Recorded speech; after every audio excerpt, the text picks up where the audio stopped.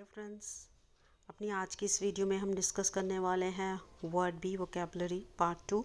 तो अपनी previous video में हमने वर्ड बी से रिलेटेड 1 to 15 जो है वोकेबलरी को कवर किया था। आज की अपनी इस वीडियो में हम बात करने वाले हैं नंबर 16 से। तो चलिए अपनी आज की इस वीडियो को हम स्टार्ट करते हैं। तो नंबर 16 पर हमारे पास है बैन। बैन होता है जब किसी चीज़ को बैन कर दिया जाता है, मना कर दिया जाता है और उसको प्रतिबंधित कर दिया जाता है। आउटलॉ मीन्स जब किसी को कानूनी रूप से बाहर कर दिया जाता है, कानून उसको रद्द कर दिया जाता है, तो उसके लिए जो है हम इस वर्ड को यूज़ करते हैं बैन। दिस कस्टम यानी ये जो रिवाज है, ये जो रीति है, हैज़ बीन बैन की जा चुकी है, यानी कब से? सिंस फ्यू ईयर्स, पिछले काफ़ी सालों से बैन है। और कब तक? अब तक है।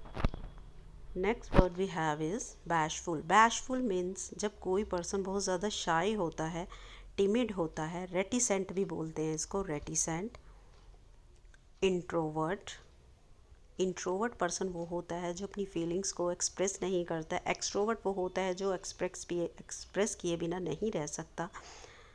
तो सेंटेंस देखते हैं इसका। बैशफुल चाइल्ड यानी जो शर्मीला बच्चा है, हाइड बिहाइंड, अब क्या हुआ? अपनी माँ की जो पैरों के पीछे, टांगों के पीछे जाकर छुप गया। Move to the next one. Bane. Bane होता है जब किसी को इंसान बद्दुआएं देता है, उसको कर्ज करता है, स्कर्ज करता है, उसके लिए बुरे भले शब्द बोलता है, मन ही मन कह लीजिए या ज़बान से कह लीजिए, तो उसको बेन कहते हैं। वो कहते हैं ना, वो उसको कर्ज कर रहे हैं, बद्दुआएं दे रहे हैं।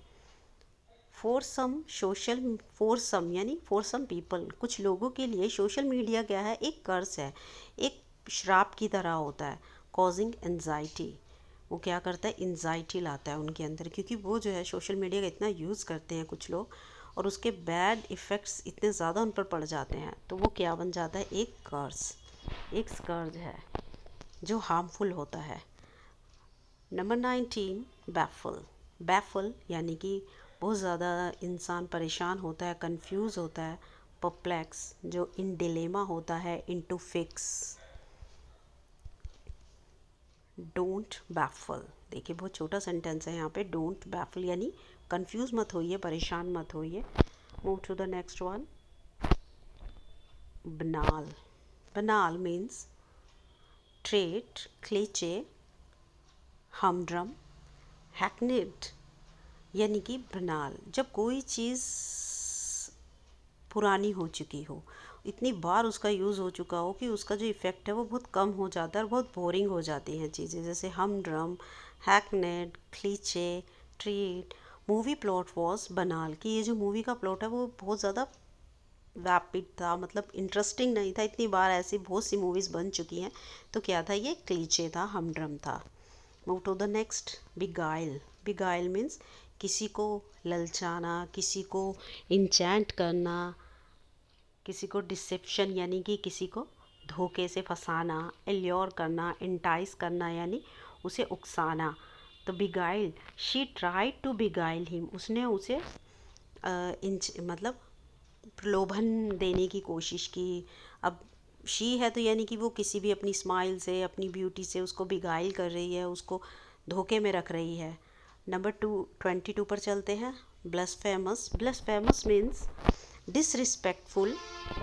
ब्लसफेमस means disrespectful toward something that is sacred, sacrilegious, profane, यानी कि किसी भी कोई भी चीज़ ऐसी जो पवित्र मानी जाती है धार्मिक तौर पर, उसकी बहुत ज़्यादा हम स्तुति करते हैं, तो उसकी तरफ डिसरिस्पेक्टफुल होना, चाहे वो हम अपनी वर्ड से हो या किसी भी तरीके से हो, तो उसको कहते हैं ब्लसफेमस। सैक्रिलेजियस, उसको अपवित्र करना, प्रोफेन, उसको गंदा करना। हिज वर्ड्स वर कंसीडर्ड, उसके जो शब्द थे वो कैसे माने गए? ब्लसफेमस, यानी कि बहुत ज़्यादा घटिया माने गए, बहुत ज़्यादा धार्मिक भावनाओं को आहत करने वाले माने गए बाय द कम्युनिटी के द्वारा। नंबर 23 पर है हमारे पास बॉयस्ट्रस। बॉयस्ट्रस, लिवली, एनर्जेटिक, राउडी, जो बहुत ज़्यादा जीवन से भरपूर होता है। एंथुजियास्टिक होता है, जियास्टिक, लिवली, एनर्जेटिक, एनर्जी से भरपूर होता है। राउडी होता है यानी कि किसी की नहीं सुनता, बस अपनी एनर्जी के साथ आगे बढ़ता रहता है। द बॉयस्ट्रस चिल्ड्रन, यानी कि जो बहुत ज़्यादा एजाइल चिल्ड्रन थे, बहुत ज़्यादा फुर्तीले, ज़िंदगी से भरपूर बच्चे होते हैं नॉर्मली, वो प्लेइंग इन द गार्डन, क्या कर रहे थे, गार्डन में खेल रहे थे। ब्लीदे, ब्लीदे मीन्स ऑन क्लाउड नाइन, जब कोई खुश होता है बहुत ज़्यादा, उसके लिए यूज़ किया जाता है ब्लीदे ऑन क्लाउड नाइन। ये एक फ्रेज़ है, जैसे कि सातवें आसमान पर होना, ऑन क्लाउड नाइन, और बहुत खुश होना, extremely happy, elated, ecstatic, euphoric, we can use this word euphoric। Her blithe attitude attracts all, यहाँ वो कह रहे हैं कि उसका जो खुश मिजाजी वाला एक एटीट्यूड है, उसका बिहेवियर है, सभी को अट्रैक्ट करता है। Move to the next. Bicker, bicker होता है लड़ाई झगड़ा, आर्गू, स्क्वैबल, क्वल, किसी से झगड़ना। Don't bicker over trivial issues, trivial यानी तुच्छ, छोटे मोटी जो बातें होती हैं, कि वो कह रहे हैं कि झगड़िए मत छोटी मोटी जो इश्यूज होते हैं उनके ऊपर। Move to the next. Bias, bias,